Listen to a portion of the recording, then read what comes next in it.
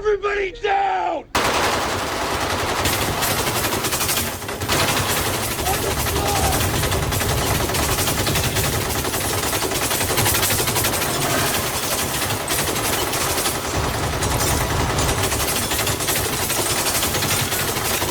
მოგესალმებით მე-19 საუკუნის დასაწყისი.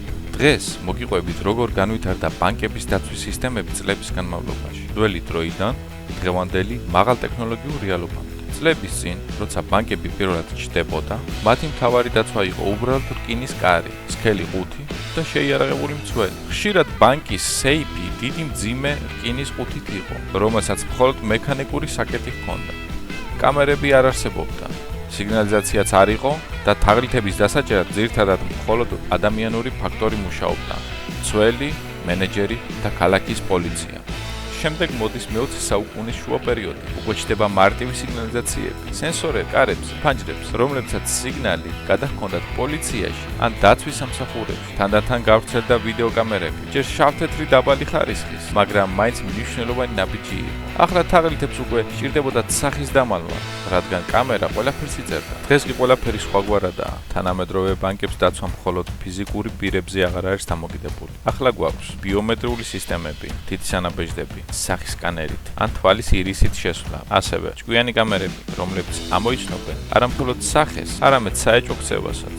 სენსორები და მოძრაობის დეტექტორები, რომლებიც რეაგირებენ ყველაზე მცირე ვიბრაციაზეც კი. და რა თქმა უნდა, კიბერდაცვა. ამიტომ თანამედროვე დაცვა ერთდროულად ფიზიკური, პროგრამული და ანალიტიკური ზომების კომბინაციაა.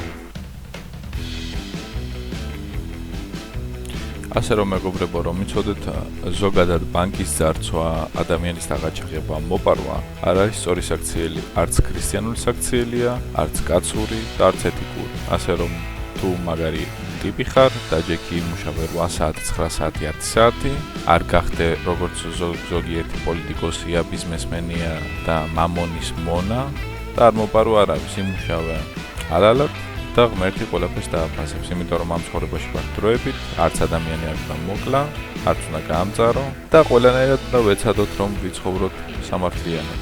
იმიტომ რომ იესო ქრისტეს მრავალი შესაძლებლობა ჰქონდა, მაგრამ ის არ იყო ოქროებში და რძის საბანოებში, ის იყო ჩვეულებრივად და გვითხრა რომ აქ ვარ დროებით. ვინც ირწმუნებს იესო ქრისტეს გადარჩება. მაგალითად ამ ვიდეოს მაგალითზე რა ვიდეოც დავდე ახლა მე.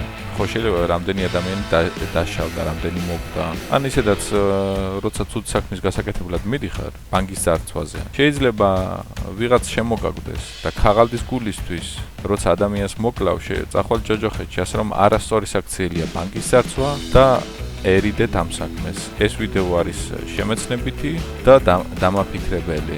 შეიძლება ბევრს გაჩენია სურვილი ბანკის გაძარცვის, არ არის სწორი ბანკის გაძარცვა. ასე რომ დაჯექით სახში, იმუშავეთ და ჩვენი ოფლით შევჭამოთ პური ჩვენი ასოების. კარგად გრძანდებოდეთ, მადლობა ყურადღებისთვის.